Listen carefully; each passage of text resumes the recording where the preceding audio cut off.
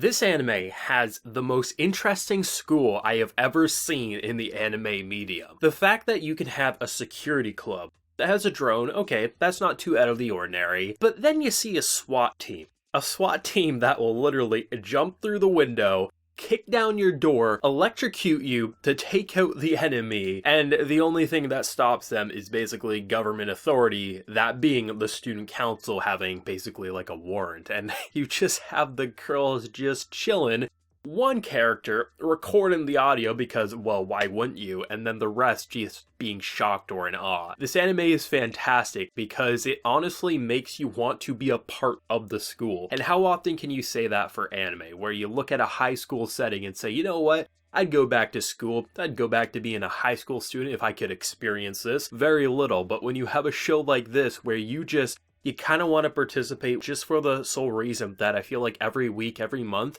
you'd notice a new club that you had no idea even existed, because why would you ever come into contact with the security club unless they need to find you, and that would be the last thing you want. Like, they have guns, I'm just thinking to myself, this show, it doesn't even have to be creating things. It can just be looking at the setting, and it is so glorious. The only character in this show that has yet to really have a real chance to shine is Midori. All the others have had backstory, and yes, in present day, they've all been incredibly useful. But I'm really glad to see that before this show completely wraps up with episode 12 next week, we had backstory for all three. So should we never get a season 2, it's going to at the very least feel like we understood the characters' past and their present, and we can fill in the gaps in our head. But of course, we're all going to hope for that season 2, but it's still nice to see that the main things that a season 1 should hit on, this show definitely did by episode 11.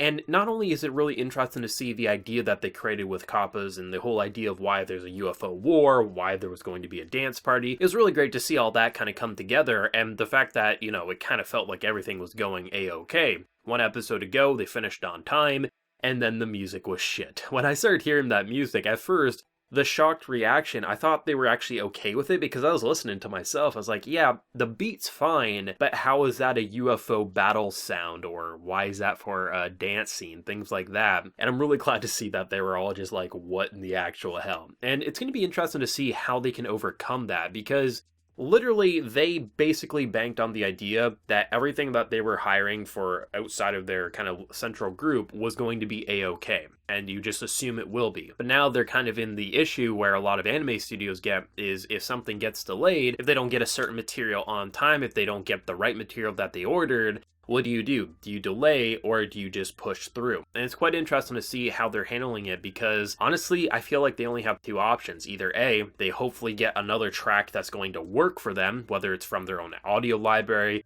the person that sent them this track has something that they can use, or they're going to have to run with it and it's not going to be good. While the visuals definitely are going to be interesting, if you have a mix and match of sound and just storytelling and things like that, if one area is holding something together, it's generally not going to be the best. You can look at so many projects that have glorious animation, but you look at it and you say, okay, it looks really good, but there's literally no sound in the background. It feels very empty, it feels very isolated, or the music, it feels too bouncy for something that's supposed to be destructive. So if they don't correct this, that is going to ruin their vision, and sure, maybe they can correct it down the road, but that's not going to be fine for the timing of the event that they're going to. It's going to be interesting. I mean, there's two ways I feel like it's going to go down. Either they'll find a replacement track, or they're going to have to roll with it. And I don't think they have time to kind of like completely alter their visuals. It's really all down to the music. And as we've seen countless times with these characters, how many times have they looked at a scene and say, well, it's good, but it's not perfect. And then they put a perfect piece of music on, and then all the shortcomings the visuals had were then compensated. The same thing. You have great visuals, you put a bad piece of music, it's going to bring down the quality tenfold. I don't know what they're going to do with next week's episode, but I'm very excited and a little worried all at the same time. And I like the idea of all work, no play, and how that eventually comes to bite Kanamori in the ass. Their little, like, person watching over their club, their advisor, has to be one of the more memorable characters in this show for having so little dialogue. This dude, because he has to look after them, so if they come to the school on the weekend, he too has to come to the school on the weekend. And he's just chilling in a broken down car, playing video games, basically being like, you girls are the reason why I don't have a life right now, but hey, I'm gonna play video games all day. And I like how he tells Kanamori something I think she needs to hear. And I've been a big supporter of Kanamori. I like her ruling with an iron fist attitude. Without her, this project would fall apart. And how many times have I said that if she takes a sick day, these girls are gonna basically be building a treehouse or something like that. And despite her taking a sick day, I think because she allowed them to play at the kind of cost of her own self-dignity, she's like, okay, I'll let it happen, but only because an adult's telling me to, and if he doesn't like me, this whole club will fall apart. I think it is important because how many times do you look at anime studios that just break their workers down to the point of basically killing themselves? It happens a lot. So you definitely want a stern leadership. You want someone who's going to hold the project together, but you also need to make sure the employees are happy. Because if they're exhausted to the point that they can't get their mind to race and create these interesting ideas, they're going to be a robot that's going to fall apart, and no matter how much you oil up the mechanics, it's not going to work. So I like how they just had a simple idea of walking around and just discovering more of their city, which, I mean, not only do I want to be a part of their school, I want to actually live in this city. Just the idea that you can walk down a street and then you turn a couple of roads and you're like, wait, why is this area flooded? Why is there fish on the ground? Holy shit, why is there a swing that if you get on it, you're going to kill yourself? Like, there's just this so much wonder, and you can understand why this city is such an inspiration for these characters, because literally, you could probably dedicate your entire career of anime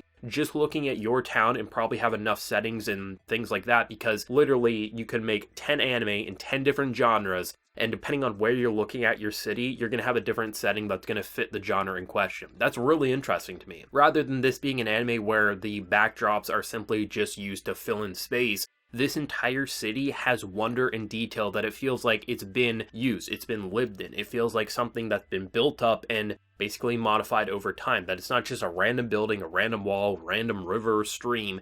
Everything was carefully planned, and that really goes to show the level of attention that's being put into this project, which perfectly mirrors these characters, and you can tell without a doubt in anyone's mind, the only team that should handle this project is the one that we are witnessing. Because how many times can you read a source material, or how many times can you just read a synopsis and say, that's interesting, but I don't have total faith because of the director, or maybe the lead animator, or the person making the music, and all the other little bits and pieces. But the fact that you can watch any episode of this anime and feel like from the music, which is always inspirational, it gets you worked up and emotional the same way these characters are. Thankfully, we don't have music like we heard at the end of the episode for their project. You listen to the sound effects, either things coming alive or just the simple, they're using their pens, they're drawing, they're clipping the paper, whatever it is, like all the little bits of information, the way it looks, the way it's directed, the way it moves, the way it basically blends fiction to reality. There is so much to it that it just feels like this is a perfect project, and it perfectly matches the team that we're following. And when things go wrong for them, it makes it feel like this is the real world, as if we're actually worried for the real people making this anime, as if it's gonna fall apart. It's a weird feeling, but I love it so much. And the fact that we did get sick Kanamori, I've been joking about that since the start, but I wasn't expecting it, and just to see how she's adorable when she's sick.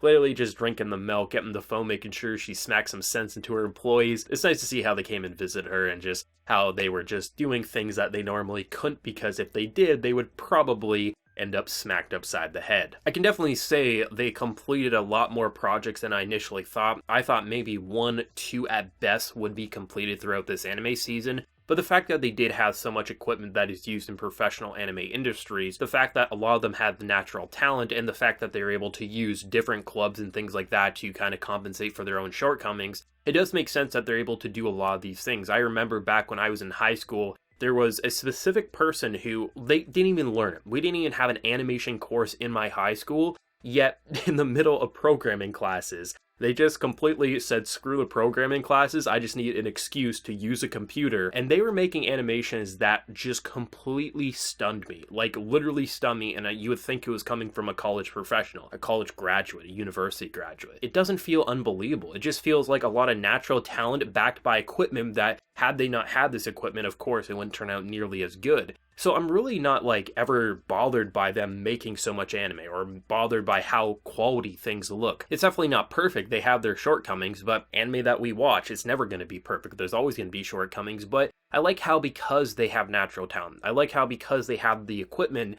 and the fact that even when things are getting kind of pushed down upon them, you have Kanamori just using social media to her advantage to make it so the school can never truly say no, even if they're trying to shake you down and make you feel scared that you're not going to be able to hire people because you can't use outside funds. I like how instead of just things feeling convenient, you feel like not only are they explaining how things are made, while I think I know a decent amount about the anime industry, but even watching this show, I'm still learning things along the way. And that's a really great feeling that it feels educational but entertaining all in the process. So for me, just watching these characters, I feel like we are a part of this. There's a lot of characters that are working on projects such as these, but really it's a trio. I think we definitely feel like it's actually a 4-person squad, and we're the 4th member. We're not doing shit, we're kind of the slacker of the group, but we get to observe, we get to have that bird's eye view, and in doing so, we watch madness unfold in the most magical way possible. And I think going out with like an alien invasion that turns into a dance party, is that not the best project imaginable? This episode, it just was